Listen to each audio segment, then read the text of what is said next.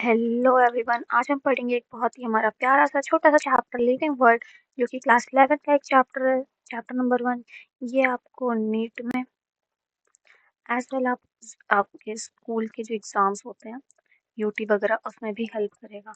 तो वीडियो को पूरा देखना, इससे आपकी पूरे चैप्टर में जितने भी कॉन्सेप्ट है वो सारे क्लिस्टर क्लियर हो जाएंगे। तो चलिए स्टार्ट करते हैं। तो लिविंग वर्ल्ड में सबसे पहला क्वेश्चन आता है कि लिविंग होता क्या है। तो लिविंग वो होता है जो कि रिप्रोडक्शन शो कर सके, अपने एनवायरनमेंट को सेंस कर सके और उसके हिसाब से रिस्पॉन्स जनरेट कर सके। उसके अंदर मेटाबॉलिक रिएक्शन हो, सेलुलर ऑर्गेनाइजेशन और ग्रोथ हो। इन सबको हम लोग डिटेल में पढ़ेंगे वन बाय वन करके। ठीक है, तो कैरेक्टरिस्टिक्स क्या होती हैं लिविंग की। उसमें ग्रोथ होती है, रिप्रोडक्शन होता है, और ये दोनों कैरेक्टरिस्टिक फीचर होते हैं। बाकी मेटाबॉलिज्म, कॉन्शियसनेस और जो सेलुलर ऑर्गेनाइजेशन होता है, ये डिफाइनिंग फीचर होता है। तो अगर हम बात करें कैरेक्टरिस्टिक प्रॉपर्टी की, तो ये नॉन लिविंग में भी पाया जा सकता है लिविंग के साथ साथ, और ऐसा भी हो सकता है कि किसी किसी लिविंग में हो ही ना। ठीक है, फिर अगर हम बात करें डिफाइनिंग प्रॉपर्टी की, तो डिफाइनिंग प्रॉपर्टी है वो हर एक लिविंग ऑर्गेनिज्म में पाई जाती है, जिसका कोई भी एक्सेप्शन नहीं होता और कभी भी नॉन लिविंग में नहीं पाई जाती। ठीक है, तो जो हमारा ग्रोथ है, सबसे पहला टॉपिक हम पढ़ेंगे ग्रोथ। तो growth increase in mass, height, volume और सेल के नंबर में। और जो इंक्रीज इन मास और increase in number of individual है, ये ट्विन कैरेक्टरिस्टिक होता है ग्रोथ का किसी भी लिविंग ऑर्गेनिज्म में। यानी कि किसी चीज का मास का बढ़ जाना और किसी के इंडिविजुअल के नंबर में इंक्रीज होना, ये दोनों ही कैरेक्टरिस्टिक होती है ग्रोथ की। और मेन बात की, जो ग्रोथ होती है ये तो आपकी होती है कैरेक्टरिस्टिक फीचर, लेकिन जो आपकी इंट्रिंसिक ग्रोथ होती है ये डिफाइनिंग फीचर होती है। क्यों ऐसा कहते हैं? इसलिए क्योंकि ग्रोथ लिविंग में और नॉन लिविंग दोनों में होता है, लेकिन जो लिविंग में ग्रोथ होता है ये इंट्रिंसिक होता है, यानी अंदर से होता है। इसलिए इसे इंटरनल फिनोमिना भी कहते हैं, यानी कि ये अंदरूनी चीज होती है और ये इरिवर्सिबल है। जैसे अगर आप एक बार बड़े हो गए तो ऐसा थोड़ी है कि आप 5 फुट हो गए तो वापस से 4 फुट के हो जाओगे, नहीं ना। इसी तरह से, और जो नॉन लिविंग में ग्रोथ होती है वो एक्सट्रिंसिक होती है, यानी ऊपर से होती है। जैसे आपका माउंटेन है, फिर उस पर बर्फ गिरी तो इसका ऊपर से और साइज इंक्रीज हो गया ना, लेकिन ये रिवर्सिबल होता है। क्यों? क्योंकि जब आपका गर्मी का मौसम है तो ये बर्फ पिघल के वापस से पहाड़ इतना ही रह जाएगा। इसीलिए इंट्रिंसिक ग्रोथ सिर्फ और सिर्फ लिविंग में होती है, इसलिए इसे डिफाइनिंग फीचर कहते हैं।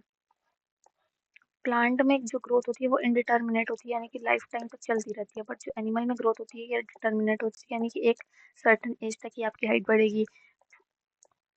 फिर अगर हम बात करें कि ग्रोथ मल्टीसेलुलर ऑर्गेनिज्म में कैसे होता है, तो जो ग्रोथ है वो और रिप्रोडक्शन, मल्टी सेलर में दोनों अलग अलग बातें होती हैं, जिनका एक दूसरे से कोई लेना देना नहीं होता। ग्रोथ रिपेयरिंग, जैसे कि न्यू सेल का रिप्लेसमेंट। और यूनिसेलुलर में अगर हम ग्रोथ की बात करें, तो जो रिप्रोडक्शन और ग्रोथ है ये दोनों इंक्लूसिव इवेंट है, यानी कि एक दूसरे के साथ मैच खाते हैं। जैसे कि अमीबा है ये आपका, ये दो सेल हो गया, तो ये ग्रोथ है। ठीक है, ये रिप्रोडक्शन भी है और यही ग्रोथ भी है। फिर हम बात करें रिप्रोडक्शन की, तो बायोलॉजिकल प्रोसेस है जिससे कि एक ऑर्गेनिज्म अपने जैसा दूसरा ऑर्गेनिज्म बनाता है, ताकि उसकी जो जनरेशन है वो आगे तक चलती रहे चलती रहे। इसके दो टाइप होते हैं, एक होता है सेक्सुअल प्रोडक्शन, एक होता है एसेक्सुअल प्रोडक्शन। तो गैमीट फॉर्म किसमें होता है? सेक्सुअल वाले में, और एसेक्सुअल में नहीं होता है। फ्यूजन ऑफ गैमीट किसमें होता है? सेक्सुअल वाले में, क्योंकि इसमें ही गैमीट बना तो इसमें फ्यूजन होगा, और जब इसमें गैमीट बना ही नहीं है तो फ्यूजन होना ही नहीं है, सरासर सी बात है।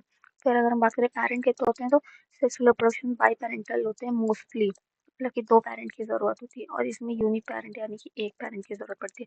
फिर अगर हम पेस की बात करें, तो ये आपका सेक्सुअल रिप्रोडक्शन बहुत ही स्लो होता है, बट बहुत ही कॉम्प्लेक्स होता है। जैसे आप, ये कोई इंसान है, इसको अपना बेबी बनाने में 9 मंथ का टाइम लगेगा, और ये बहुत ही कॉम्प्लेक्स प्रोसेस है, इसमें बहुत ज़्यादा एनर्जी लगती है, ये सब होता है। ठीक है, लेकिन जो एसेक्सुअल रिप्रोडक्शन है ये बहुत ही फास्ट होता है और सिंपल होता है। जैसे कि आपका बैक्टीरिया है वो एक से दो, दो से चार, इस तरह से कितनी जल्दी जल्दी होता है, नहीं? इस तरह से फटाफट फटाफट ग्रोथ करता जाता है। फिर अगर हम बात करें टाइप ऑफ एसेक्सुअल रिप्रोडक्शन की, तो बाइनरी फिजन, जो कि सिर्फ यूनिसेलुलर ऑर्गेनिज्म में देखने को मिलता है, जैसे कि bacteria, amoeba, paramecium, euglena.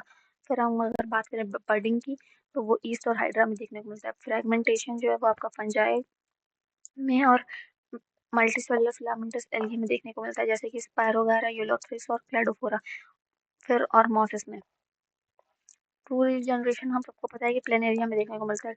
Regeneration आप लोग समझते होंगे कि ये है, अगर हम इसका ये पार्ट काट दिए प्लेनेरिया का, तो वापस से कुछ टाइम बाद ये इतना पार्ट अपना बना लेगा। जो ये वाला पार्ट हमने रिमूव किया था ये वापस आ जाएगा। स्पोरुलेशन यानी कि एसेक्सुअल स्पोर बनाना। रिप्रोडक्शन जो है वो डिफाइनिंग प्रॉपर्टी नहीं है, क्योंकि कुछ लिविंग ऑर्गेनिज्म रिप्रोड्यूस नहीं कर सकते, जैसे कि म्यूल, इनफर्टाइल कपल और वर्कर भी। फिर हम अगर बात करें मेटाबॉलिज्म की, तो ये दो तरह का होता है। एक होता है आपका एनाबॉलिज्म, एक होता है कैटाबॉलिज्म। एनाबॉलिज्म जिसमें स्मॉल मॉलिक्यूल से बिग मॉलिक्यूल बनाते हैं, ठीक है, ये छोटे छोटे छोटे छोटे मॉलिक्यूल बना के एक बिग मॉलिक्यूल, और इसमें बिग मॉलिक्यूल्स को तोड़ तोड़ के छोटे छोटे मॉलिक्यूल बनाते हैं। कैटाबॉलिज्म यानी कि कट करना, इस तरह से याद रख सकते हैं कि कट करना।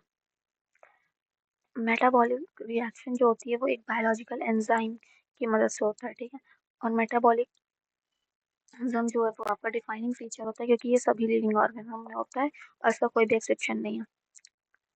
सेलुलर ऑर्गेनाइजेशन, ये भी एक डिफाइनिंग फीचर है, सेल्स का अरेंजमेंट इस तरह से।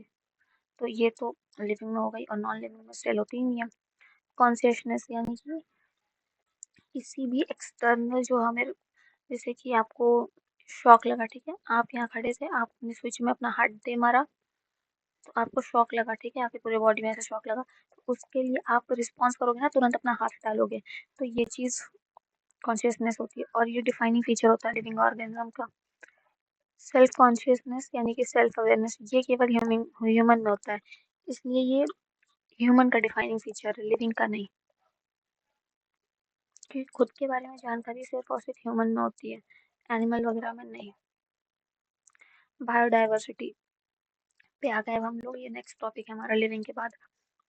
तो जितने भी अलग अलग तरह के हमारे पास लिविंग ऑर्गेनिज्म है अर्थ पे, वो सारी मिलके बायोडाइवर्सिटी बनाते हैं, यानी कि हमारी कितनी डाइवर्सिटी फैली हुई है। तो आईयूसीएन के अकॉर्डिंग, आईयूसीएन का फुल फॉर्म होता है international union and conservation of nature and natural resource. तो जो टेक्सोनॉमिकली नॉन स्पीसीज है वो होती है 1.7 टू 1.8 मिलियन। क्लासिफिकेशन, तो क्लासिफिकेशन की जरूरत क्यों है, पहले हम ये समझते हैं। उस ताकि हम बायोडाइवर्सिटी को इजीली पढ़ सकें, जो इतना ज्यादा फैला हुआ हमारे पास, डाइवर्सिटी इतनी फैली हुई, उसको हम लोग इजीली क्लासीफाई कर दें कि भाई तुम इस कैटेगरी में, तुम इस कैटेगरी में, तुम, और फिर उसकी स्टडी करना थोड़ा इजी हो जाता है। इसलिए उनकी सिमिलैरिटीज के बेसिस पे हम किसी भी ऑर्गेनिज्म को क्लासीफाई करते हैं। टेक्सोनॉमी क्या होता है? टेक्सोनॉमी एक ब्रांच ऑफ साइंस है जो कि डील करती है प्रोसेस ऑफ क्लासिफिकेशन के साथ।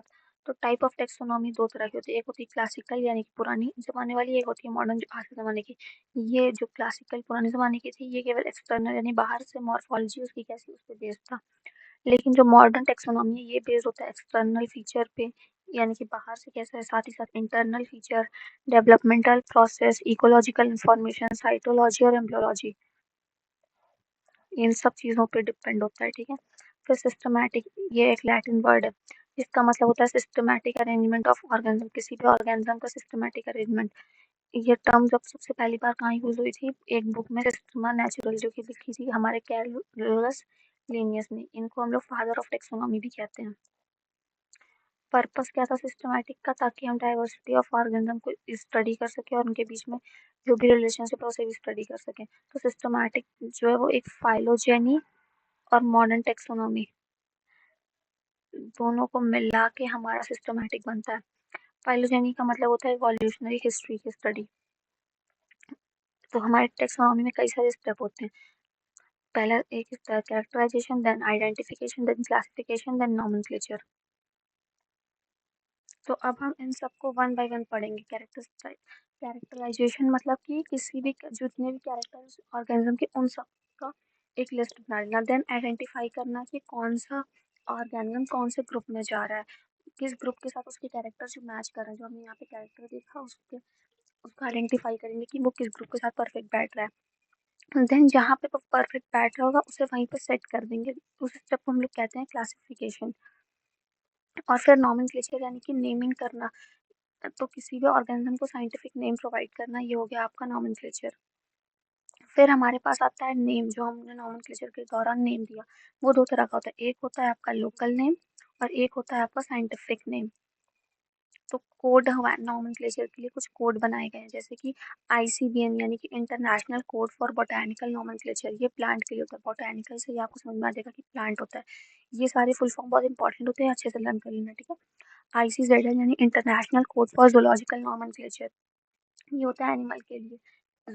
ये लोग एनिमल का नाम रखते हैं, ये लोग प्लांट का नाम रखते हैं। देन आईसीएनबी यानी कि international code for nomenclature of bacteria, ये लोग बैक्टीरिया का नाम रखते हैं। और ये है आईसीवीसीएन यानी international code of virus classification and nomenclature, ये लोग वायरस का नाम रखते हैं। देन हम आ जाते हैं बायोनॉमिनल नॉमेनक्लेचर पे। तो इसमें दो पार्ट होता है, एक होता है आपका जीनस का नेम, एक होता है स्पीसीज का नेम, और फिर होता है साइंटिफिक नेम। तो बायनोमियल यानी कि ये वाला और ये वाला पार्ट में लाके हम लोग बायनोमियल नॉमेनक्लेचर कहते हैं। तो इतना पूरा जो होता है वो होता है बायनोमियल एपिथेट। ये पहला पार्ट होता है जो कि जीनस का नेम होता है, इसका पहला लेटर कैपिटल होता है ये चीज।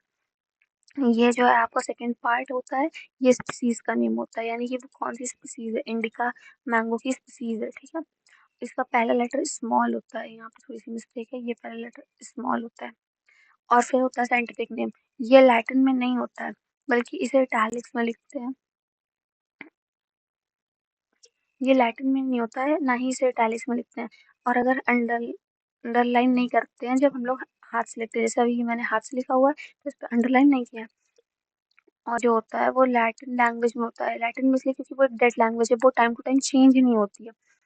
और जब उसे लिखते हैं तो इटैलिक्स में लिखते हैं, जब मतलब कि टाइप करके लिखते हैं तो इटैलिक वाला फॉन्ट यूज करते हैं। और जब हैंड रिटन होता है यानी खुद से लिखते हैं तो उसे अंडरलाइन करते हैं अलग अलग। जैसे कि यहाँ पे मैंजीफेरा अलग अंडरलाइन और इंडिका अलग से अंडरलाइन, बीच में थोड़ा सा गैप रहेगा। इसका रीजन क्या है, ताकि हम इसकी जो लैटिन ओरिजिन है वो डिनोट कर सकें। फिर आते हैं टेक्सोनॉमिकल हायरार्की में। तो टेक्सॉन एक यूनिट होती है क्लासिफिकेशन की, जैसे कि kingdom, phylum, class, order, family, genus और स्पीसीज।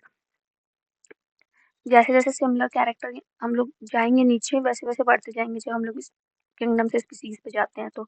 और जब हम लोग ऊपर जाते हैं तो यही जो सिमिलर कैरेक्टर हैं ये डिक्रीज होते जाते हैं, क्योंकि स्पीसीज में आपको जो लोग मिलेंगे वो एकदम सेम सेम से होंगे। फिर किंगडम में इतने सारे, जैसे 5 ही किंगडम होते हैं हमारे पास, तो इतने सारे मतलब कि एक ही किंगडम में इतने सारे लोग हैं कि उनके बीच में सिमिलैरिटी फाइंड करना बहुत मुश्किल हो जाता है। और जो हर एक स्टेप होता है वो कैटेगरी या फिर रैंक होती है। जैसे स्पीसीज आपकी एक कैटेगरी है, इस तरह से। टेक्सॉन जो होता है वो रिप्रेजेंट करता है लिविंग ऑर्गेनिज्म या फिर किसी भी लिविंग ऑर्गेनिज्म के ग्रुप को, जैसे नाइग्राम हो गया आपका, ये टेक्सॉन है जो कि कैटेगरी में आता है। सोलेनम नाइग्राम जो होता है उसमें नाइग्राम सेकंड पार्ट है, यानी वो स्पीसीज है, ठीक है। और ये एक टेक्सॉन है। देन सोलोनेसी भी एक टेक्सॉन है जो कि किस कैटेगरी को बिलोंग करता है, फैमिली को। देन पैंथेरा भी एक टेक्सॉन है जो किस कैटेगरी को बिलोंग करता है, जीनस को। अर्नेस्ट मेयर की बात करें तो इन्होंने ही सबसे पहली बार बायोलॉजिकल स्पीसीज कॉन्सेप्ट दिया था। ये किस पे बेस्ड था, रिप्रोडक्टिव आइसोलेशन पे, यानी कि सेम स्पीसीज के जो मेंबर होते हैं वो लोग आपस में इंटरब्रीड कर सकते हैं, आपस में रिप्रोड्यूस कर सकते हैं और अपने जैसा फर्टाइल ऑफस्प्रिंग या प्रोजेनी बना सकते हैं। लेकिन जो डिफरेंट ये हो गया, देन जो डिफरेंट स्पीसीज के मेंबर होते हैं वो लोग एक दूसरे के साथ इंटरब्रीड नहीं कर सकते हैं। मॉर्फोलॉजिकल सिमिलैरिटी होती है सेम स्पीसीज के मेंबर में। देन जेनेटिक एक्सचेंज जो है वो पॉसिबल होता है सेम स्पीसीज के मेंबर पर। ऑफ कोर्स की बात है, जब आप रिप्रोड्यूस करेंगे अपने जैसे ऑफस्प्रिंग रहेंगे तो आपके जो भी जेनेटिक चीज़ें होंगी वो आपके ऑफस्प्रिंग में जाएंगी, तो यही चीज़ एक्सचेंज करना। देन हम एक एक वो कैटेगरी को समझते हैं, स्पीसीज। ये सबसे लोएस्ट कैटेगरी होती है, ये बेसिक यूनिट होती है किसी भी क्लासिफिकेशन की। देन होता है जीनस। जीनस जो है वो ग्रुप ऑफ रिलेटेड स्पीसीज होता है, जैसे कि ग्रुप ए बी सी इस तरह से मिला के आपका जीनस बन गया। एग्जाम्पल के लिए फैलिस जो कि कैट का जीनस है। देन कैनिस जो कि डॉग का जीनस है। धतूरा, पेट्यूना, ये सब कुछ जीनस है, ठीक है। फिर आ जाते हैं फैमिली पे। फैमिली क्या होता है, group of related genera, genera यानी कि वही जीनस आपका। तो जब एक जैसे जीनस मिला देते हैं कई सारे तो फिर वो मिलके फैमिली बनाती है। इसके लिए सफिक्स कुछ यूज होता है, जैसे कि एनिमल के केस में इडी यूज होता है और प्लांट के केस में एसी यूज होता है। एग्जाम्पल के लिए Canidae, Hominidae, Muscidae. Then plant के लिए कॉन्वोलेसी, लिलिएसी, फैबेसी, इस तरह से। प्लांट के केस में जब हमको फैमिली बनानी होती है तो हम लोग उसके रिप्रोडक्टिव और वेजिटेटिव दोनों कैरेक्टर को लेते हैं, ठीक है। ऑर्डर क्या होता है? ग्रुप ऑफ रिलेटेड फैमिली, इसी तरह से family family family family family मिलके ऑर्डर बना लिया। प्लांट में सब क्या यूज होता है? एल्स, जैसे पोएल्स, पॉलिमोनियल्स, इस तरह से। और एनिमल के केस में ए। ये जरूरी नहीं है, पर ऐसा कई बार देखा गया है, जैसे कि एग्जाम्पल के लिए कार्निवोरा प्राइमेटा, ये पॉली। प्लांट के लिए पॉलिमोनियल्स, सैपेंडेल्स, पोएल्स, इस तरह से। देखो यहाँ पे ए यूज हुआ है लास्ट में, कार्निवोरा प्राइमेटा, यहाँ पे एल्स यूज हुआ है, एल्स यूज हुआ है, एल्स यूज हुआ है, ठीक है। देन क्लास क्या होता है? जब order order order order order मिलके क्लास बना लेता है। जैसे एग्जाम्पल में एनिमल में इंसेक्टा, मैमेलिया, और प्लांट में डाइकॉट, मोनोकॉट। देन आते हैं फाइलम पे। एनिमल जैसे कि कॉर्डेटा, आर्थ्रोपोडा, मॉल्यूस्का, ये सब फाइलम है आपका, ठीक है। और प्लांट में कौन कौन से फाइलम होते हैं? एंजियोस्पर्म, जिम्नोस्पर्म, बायोफाइट, टेरिडोफाइट, ये एल्गी, ये सब। देन किंगडम, हमारे पास 5 ही किंगडम होते हैं। Monera, protista, fungi, plant, Animalia. ये बैक्टीरिया का है। ये इसमें एनिमल लाइक ऑर्गेनिज्म भी होते हैं, प्लांट लाइक भी। देन ये फंजाई का आपको पता ही है, प्लांट में प्लांट आ गए, प्लांटे में। और एनिमेलिया में एनिमल आ गए। So that's it for this video. Thanks for watching. अगर आपको वीडियो पसंद आई तो लाइक करें, सब्सक्राइब भी करें चैनल को, अपने प्यारे प्यारे दोस्तों को शेयर करें, ताकि वो भी आपकी तरह अपने सारे कॉन्सेप्ट क्लियर कर सकें। और कमेंट में बताएं कि आपको वीडियो कैसी लगी, और जो भी पार्ट ना समझ में हो कमेंट कर देना, मैं एक्सप्लेन करने की कोशिश करूँगी। बाय।